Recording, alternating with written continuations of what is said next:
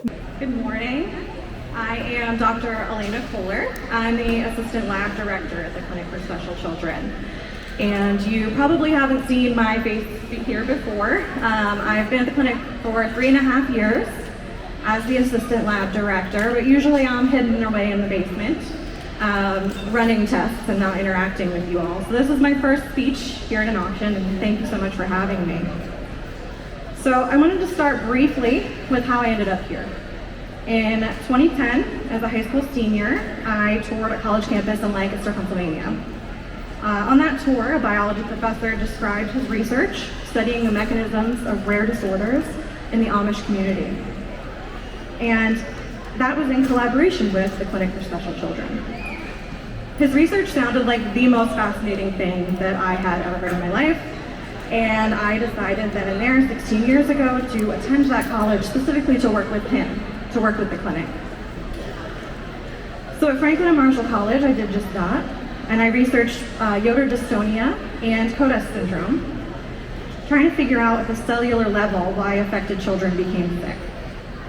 I had the opportunity to meet patients and families and discover what makes CSC so unique. After college and a fellowship, I moved to California for graduate school, and I kept looking for something comparable, an experience that made me feel the way that working with CSC families made me feel. And I didn't find it. And that's because it turns out there isn't anything quite like CSC. So by the end of my PhD program, I was back in touch, and the timing turned out to be meaningful. Dr. Puffenberger, CSC's laboratory director, has been with the clinic for 28 years. He single-handedly ushered the facility into the age of genomic medicine. And after 28 years, clinic leadership started thinking about mentoring the next generation and passing on institutional knowledge in preparation for an eventual, not yet, but eventual, passing of the torch. And that conversation brought me home, both literally and figuratively, as CSC's first assistant lab director.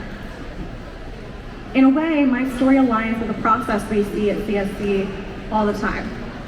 I left college not knowing answers or where I'd end up, and I kept looking, kept learning. And when everything aligned, I found my answer and came back with more to offer than when I started. So often in speeches, presentations, anecdotes, we focus on having the answers. How the plain insight panel, for example, informed a genetic diagnosis or allowed a family to prepare for the birth of an affected child. But that isn't always the way of things. Many times we don't have the answer, at least not at first. A few years ago, for example, a newborn came to us with an unidentified syndrome. The plain insight panel wasn't informative in her case, so our genetic counselors ordered more testing. We sequenced all of the genes in her DNA, but the results came back inconclusive. We found what we call a variant of unknown significance, a change in a gene that had never before been associated with a human disease.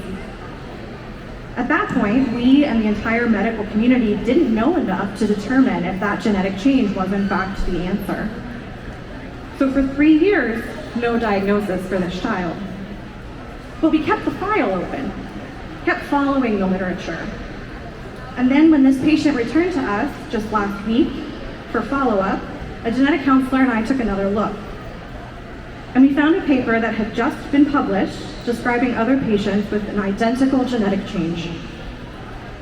The medical conditions that patient had was identical to our patient's.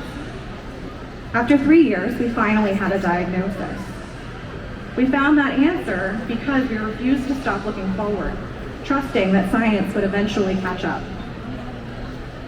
Now let me share a quick story about looking backwards. During my time at CSC, I have traced myotonic dystrophy type 1, a disorder of the muscles, through a pedigree or family tree spanning 7 to 8 generations and more than 50 affected individuals in the Amish community. And this came together because our team kept asking questions about infants who were born with a severe or congenital form of the disorder. These infants were getting sick, fast, right after birth. And we didn't have the answers. Neither did the major medical institutions where they were hospitalized. Myotonic dystrophy is difficult to diagnose. Standard testing methods weren't designed with those patients in mind. But again, we refused to give up.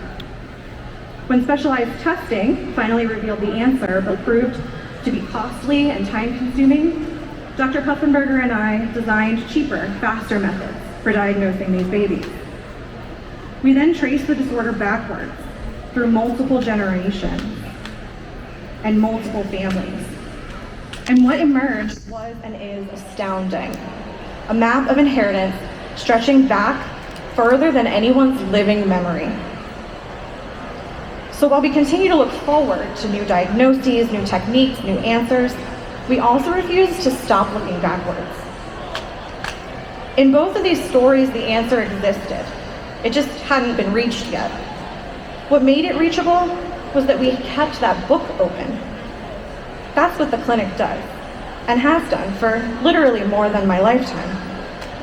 We keep your family's story, add to it, weave them together, and then pass them on. The knowledge compounds. Every case, every pedigree, every variant we characterize becomes part of an understanding of this community, your community, that makes the next family of care better. We don't just know genetics. We know family histories, community patterns, the threads that run across generations in a way that no textbook could ever adequately capture. When you come to us, we're not starting from scratch. We're building on decades. So you heard Dr. Poskett just now speak about doing things sooner, earlier, testing, earlier answers, meeting families before a crisis rather than after. And she's right. The sooner you come to us, the more time we have to work with you and piece together your story. Work towards the best outcome for your child, your grandchild, or even yourself. And that's what we're here to offer, not just a test, but a context. Not just an answer, but the accumulated knowledge of every family who came before you and trusted us with their story. As the years go by, the faces of the clinic will change. I'm one part of that. And I hope you'll see my face at auctions like this for decades to come. But the knowledge doesn't reset with each new person or each change. It carries forward and it grows. And every generation of the clinic knows just a little bit more than the last. So I thank you all so much again for being here, to the auction committees, and thank you for your support of the clinic and ultimately of each other. So with that, happy bidding.